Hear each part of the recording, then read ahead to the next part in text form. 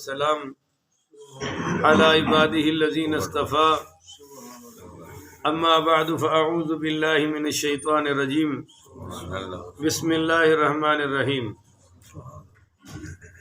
معزز محترم محتشم سامعین حضرات، 19 فروری بروز ہفتہ بعد نماز فجر 2022 کا یہ درس حدیث مصطفیٰ صلی اللہ علیہ وآلہ وسلم کا عنوان ہے کہ نبی کریم صلی اللہ علیہ وآلہ وسلم کے ہم پر 4 حقوق ہیں۔ اس پر پہلی حدیث پاک سماعت فرمائیے۔ عن ابی ہریرہ رضی اللہ تعالی عنہ ان رسول اللہ صلی اللہ علیہ وآلہ وسلم، سیدنا ابو ہریرہ پاک علیہ السلام فرماتے ہیں کہ نبی کریم رؤوف الرحیم صلی اللہ علیہ وآلہ وسلم نے فرمایا، کل امتی یدخلون الجنۃ، کہ اللہ تعالیٰ میری ساری امت کو جنت میں داخل عطا فرمائے، الا من ابا، مگر وہ جس نے میرا انکار کیا وہ جنت میں داخل نہیں ہوگا۔ تو قیل ومن ابا، پوچھا گیا یا رسول اللہ صلی اللہ علیہ وآلہ وسلم آپ کا انکار کرنے والا کون ہے؟ تو قالا، جواب میں آپ نے کسی کافر فرقے کی نشاندہی نہیں فرمائی، آپ نے فرمایا من اطاعنی دخل الجنت، جس نے میری اطاعت کی وہ جنت میں داخل ہوگا۔ ومن عصانی فقد ابا، جس نے میری نافرمانی کی اس نے میرا انکار کر دیا۔ تو اللہ تعالی ہمیں حضور کی نافرمانی سے محفوظ فرمائے۔ تو اس میں میں مختصراً بتانا چاہتا ہوں، نبی کریم پڑھیے صلی اللہ علیہ وآلہ وسلم کا اس امت پر پہلا حق یہ ہے کہ حضور کی رسالت کی تصدیق کی جائے، یعنی آپ پر ایمان لایا جائے، آپ کا کلمہ پڑھا جائے۔ سورۃ النساء میں اللہ نے فرمایا، یا ایھا الذین آمنوا آمنوا باللہ ورسولہ، اے ایمان والو ایمان لاؤ اللہ پر اور اس کے رسول کے ساتھ۔ تو یہ ایمان لانا یہ پہلا حق ہے۔ چنانچہ اللہ تعالیٰ نے سورہ فتح آیت نمبر 8 اور 9 میں فرمایا کہ انا ارسلناک شاہدا، ہم نے آپ کو گواہ بنا کر بھیجا ہے۔ گواہ کی کبھی تفسیر کروں گا، کسی موقع پر میں نے 8 جمعے لفظ شاہد پر پڑھائے ہوئے ہیں، 8 خطاب ہیں میرے لفظ شاہد پر۔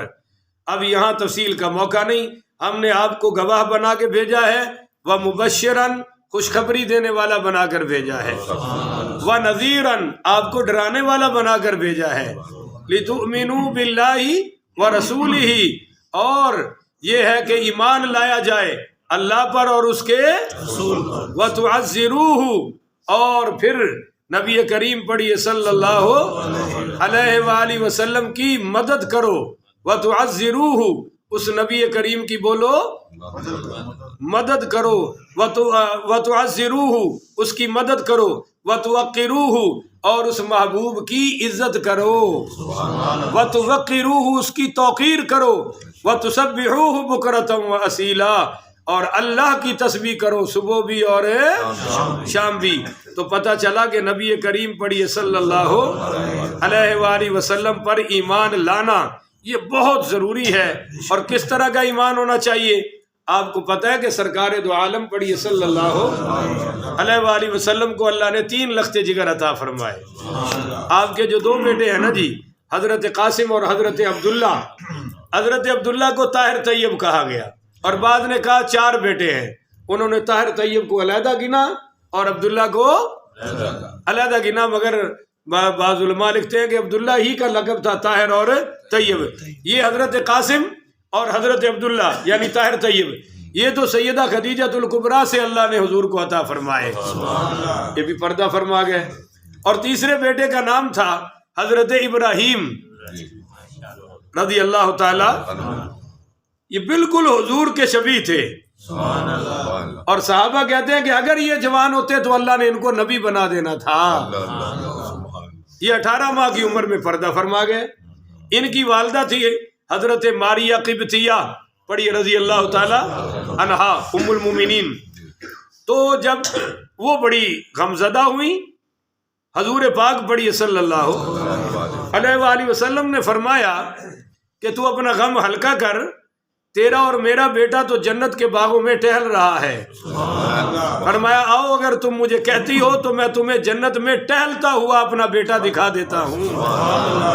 جب حضور نے یہ کہا تو حضرت ماریہ قبطیہ کہنے لگی نہیں میں نے نہیں دیکھنا، میں صبر کروں گی۔ بولو میں کیا کروں گی؟ تو کسی نے بعد میں پوچھا کہ اگر آپ دیکھ لیتی تو کیا ہو جاتا؟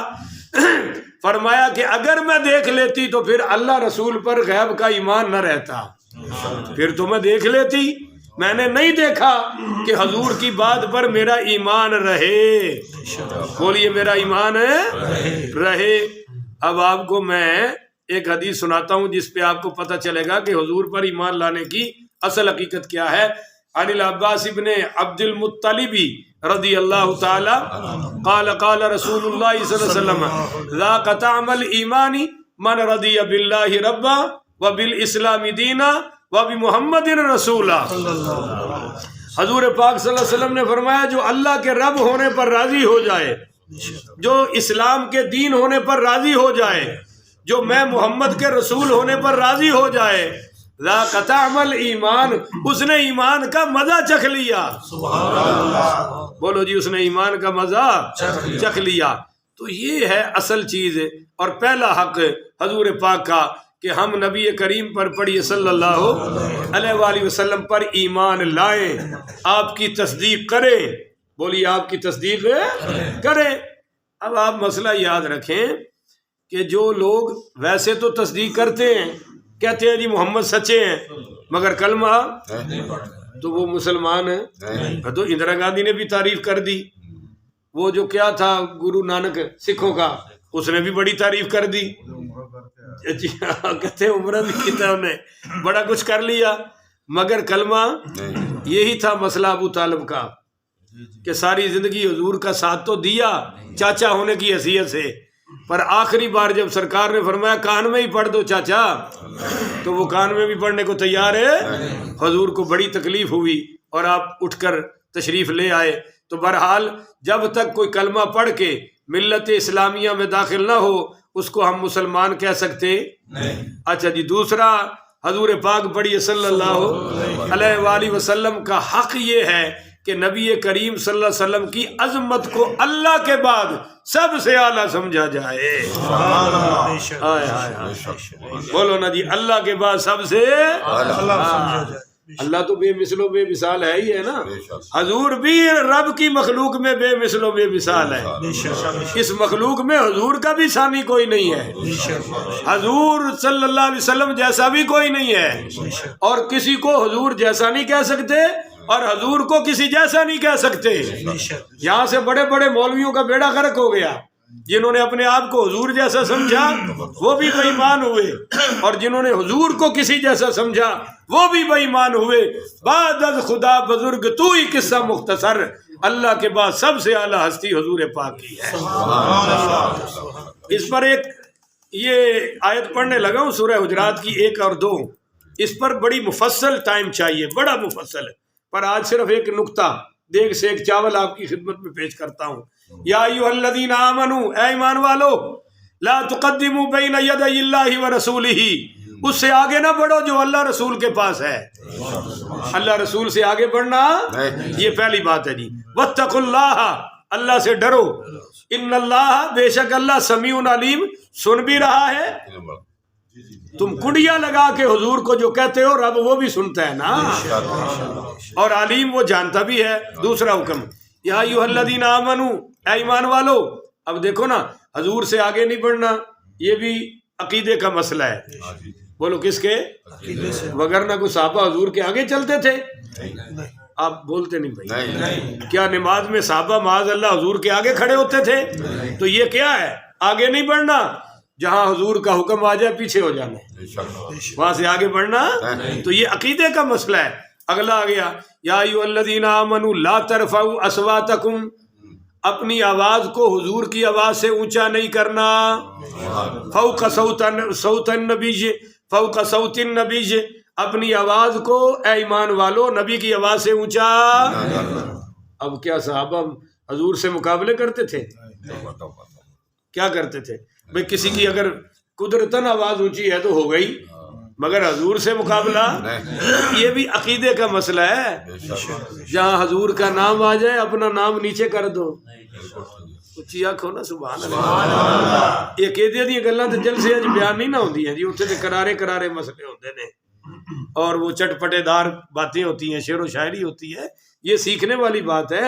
حضور کے خاندان سے اپنے خاندان کو پیچھے کر لو، بولو اپنے خاندان کو، ان کی آل سے اپنی آل کو پیچھے کرو، ان کے یاروں سے اپنے یاروں کو پیچھے کرو، ان کو نیچا کرو۔ جس چیز کی نسبت حضور سے ہو جائے اس چیز کو اونچا کر دو، بولو جی اس چیز کو۔ اور اگلی بات سمجھو، وَلَا تَجْهَرُوا لَهُ بِالْقَوْلِ كَجَهْرِ بَعْضِكُمْ لِبَعْضٍ، اور حضور سے یوں بات نہ کرو، حضور سے جس طرح تم عام لوگوں سے بات کرتے ہو۔ بڑے بڑی داڑھیوں والے مولوی کہہ رہتے ہیں محمد آنکھیں آئیں، کیا انداز ہے یہ کیا انداز ہے؟ وہ تمہارے محلے کے بزرگ ہیں؟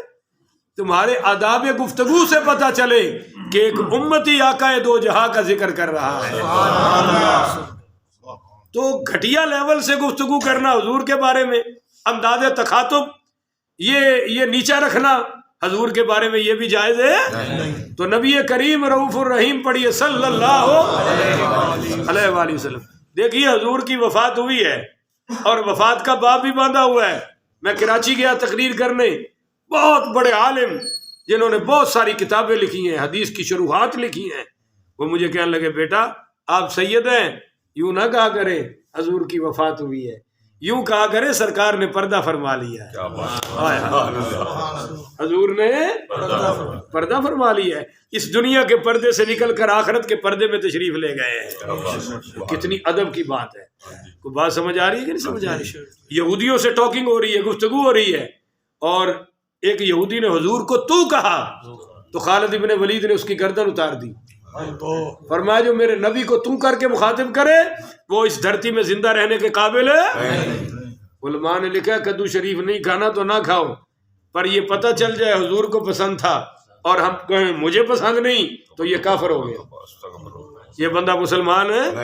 آپ ابو لہب کو ویسے کافر کہیں، اس کو ہاشمی سمجھ کر نہ کہیں کہ حضور کا خاندان ہے، اس کو نبی کا چاچا سمجھ کر نہ کہیں کیونکہ نبی کو تکلیف ہوتی ہے۔ اور علماء نے لکھا ہے جو ابو جہل کو صرف حضور کا چاچا سمجھ کے ابو لہب کو ہٹ کرتا ہے یہ بھی کافر ہو جائے گا۔ اس کو کلمے کی وجہ سے، حضور کی گستاخی کی وجہ سے کافر سمجھو، چاچا سمجھ کے کافر ہے۔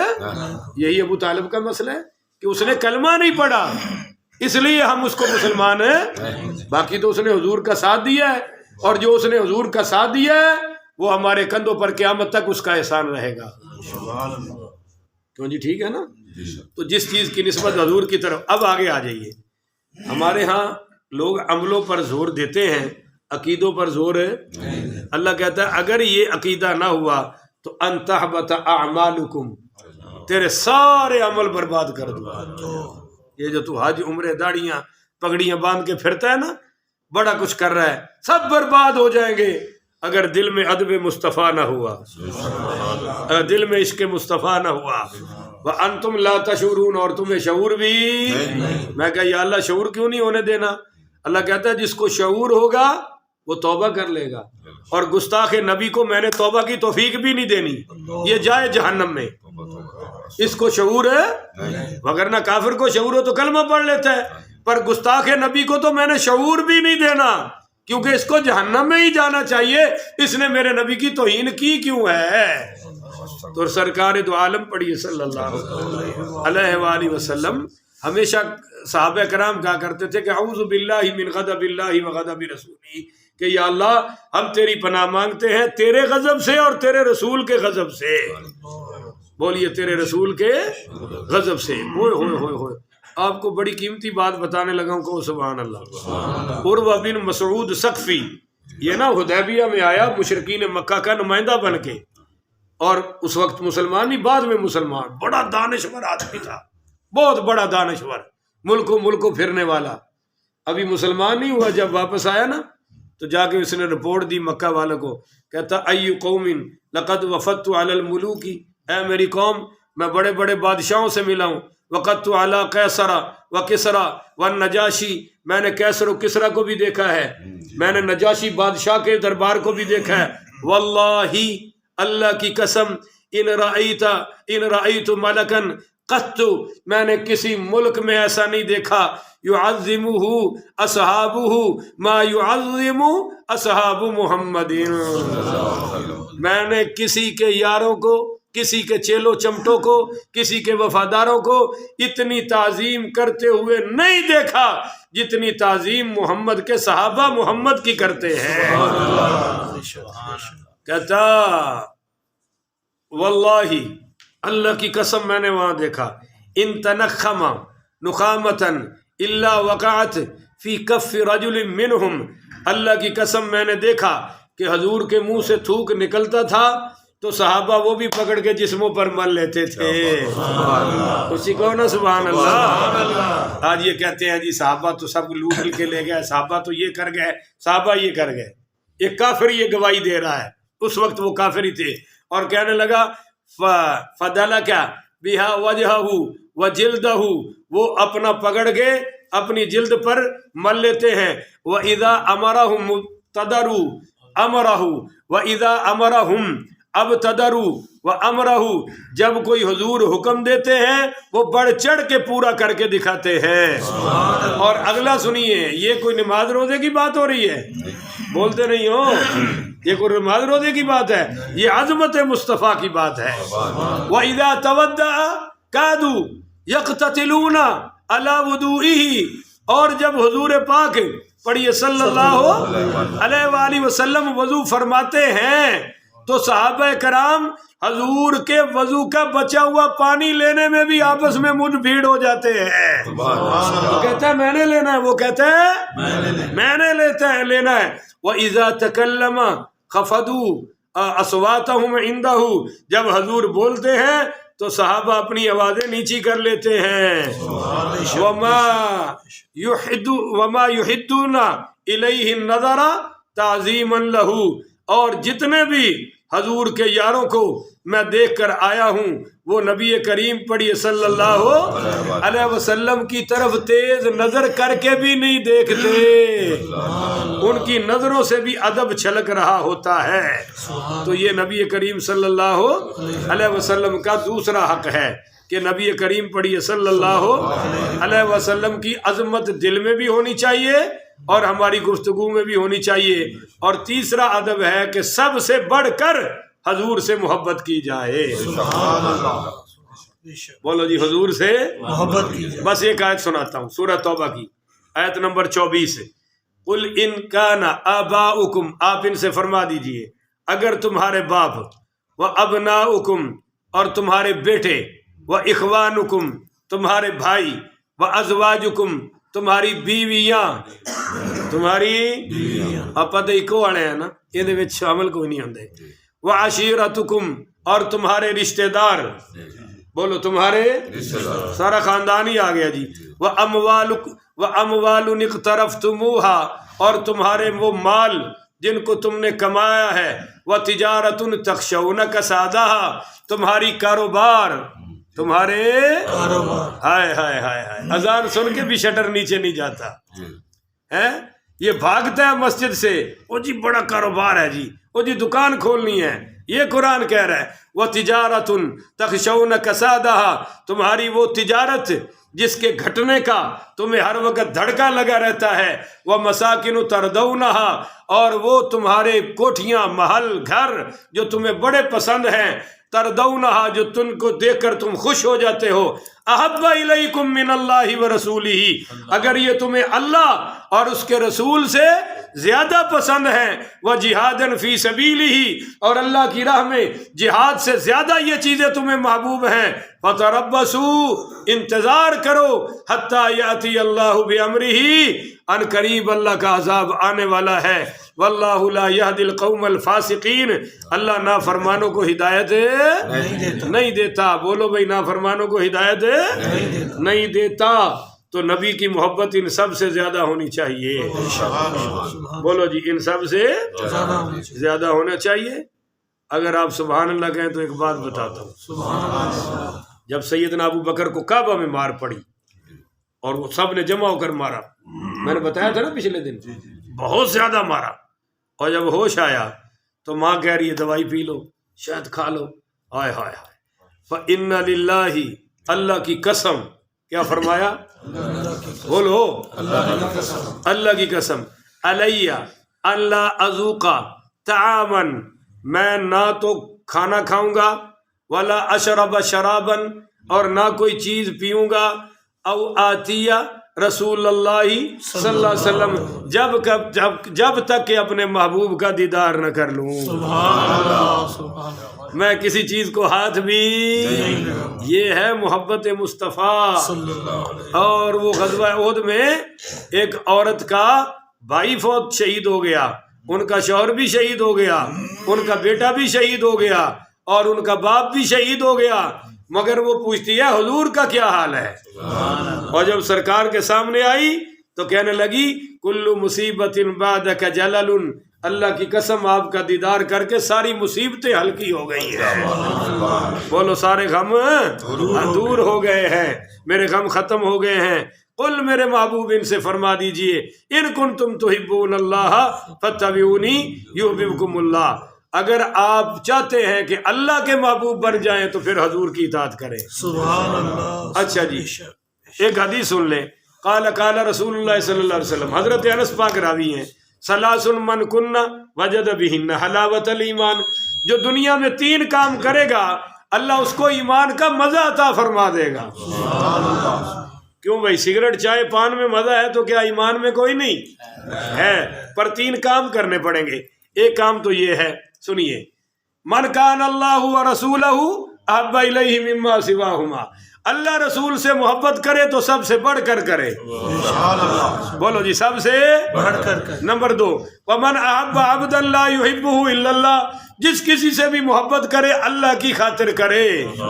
نمبر 3، ومن یکرہ ان یعود فی الکفر بعد ان انقذہ اللہ منہ کما یکرہ ان یلقى فی النار، اگر وہ کسی برائی سے، کفر سے اللہ نکال کر اسلام میں، ایمان میں، عمل میں لے آئے، دوبارہ اس برائی کی طرف جانا اسے ایسے برا لگتا ہو جیسے زندہ آدمی کو دہکتی آگ میں جل جانا برا لگتا ہے۔ فرمایا جو یہ 3 کام کرے گا اللہ، بولو بھائی، اس کو دنیا میں ایمان کا مزہ عطا فرمائے گا۔ محمد کی محبت دین حق کی شرط اول ہے، اسی میں ہو اگر خامی تو سب کچھ نامکمل ہے۔ جو لوگ محمد کے وفادار نہیں ہیں اللہ کی رحمت کے وہ حقدار نہیں ہیں۔ حاصل ہے جنہیں عشق محمد کا خزانہ، کونین کی دولت کے وہ طلبگار نہیں ہیں۔ اور نبی کریم پڑھیے صلی اللہ علیہ وسلم کا چوتھا حق، وہ شاعر کہتا ہے، نہ کر دعویٰ محبت کا، اطاعت گر نہیں تجھ میں، سند تیری محبت کی یہی معلوم ہوتی ہے۔ بھائی چوتھا حق ہے حضور کی اطاعت کرنا، بولیے حضور کی اطاعت کرنا۔ وما آتاکم الرسول فخذوہ، جو تمہیں میرا رسول دے دے پکڑ لو، وما نہاکم عنہ فانتہوا، جس سے میرا نبی منع کر دے اس کو چھوڑ دو، بولو جی، اس کو چھوڑ دو۔ فاتبعونی یحببکم اللہ، کرو میری اطاعت، اللہ تمہیں سب سے بڑا محبوب بنا لے گا۔ حضرت ثعبان پڑھیے رضی اللہ، یہ حضور کے آزاد کردہ غلام ہیں، اور ایک دن سرکار کی بارگاہ میں آئے، کہنے لگے یا رسول اللہ، میں آپ کی زیارت کرتا ہوں صبح و شام ہر وقت، ابھی مجھے ایک بات یاد آئی تو میں اس پریشانی میں آیا ہوں کہ جنت میں آپ تو نبیوں کے درجے پر ہوں گے اور میں امت کے درجے پر ہوں گا، اگر وہاں آپ کو نہ دیکھا تو مجھے تو جنت میں مزہ نہیں آئے گا۔ ہائے ہائے، کہو نا سبحان اللہ۔ تو اس موقع پر پھر یہ آیت آئی کہ وَمَن يُطِعِ اللَّهَ وَالرَّسُولَ، جو اطاعت کرے اللہ کی اور اس کے اس پیارے رسول کی، فَأُولَٰئِكَ، یہ سارے لوگ، مَعَ الَّذِينَ، ساتھ ہوں گے ان کے، انعم اللہ علیہم، جن پر اللہ تعالیٰ نے انعام کیا ہے، من النبیین، حضور کا غلام سارے نبیوں کے ساتھ ہوگا، والصدیقین، اور سارے، بولتے جاؤ نا یار، والشہداء، اور سارے شہیدوں کے ساتھ، والصالحین، سارے ولیوں کے ساتھ ہوگا۔ تو صحابہ کہتے ہیں ہمیں بہت اس سے خوشی ہوئی، اس لیے نبی کریم صلی اللہ علیہ وسلم نے فرمایا کہ کل امتی یدخلون الجنت الا من ابا، میری ساری امت جنت میں داخل ہوگی پر میرا انکار کرنے والا داخل ہے۔ پوچھا جی وہ کون ہے جو انکار کرتا ہے؟ تو فرمایا من اطاعنی دخل الجنہ، جو میرے اطاعت کرے گا وہ میرے ساتھ ہے، بولو جنت میں داخل ہے۔ ومن عصانی فقد ابا، اور جس نے میرا نافرمانی کی اسی نے تو میرا انکار کیا، وہ جنت میں جا سکتا؟ اس لیے میرے بھائیوں یہ چہروں سے لے کر کپڑوں تک ہر معاملے میں حضور کی اطاعت چاہیے، اور نافرمانی انکار کے زمرے میں ہے۔ اللہ تعالی ہمیں اس سے محفوظ فرمائے۔ آخر ودعوانا ان الحمدللہ رب العالمین۔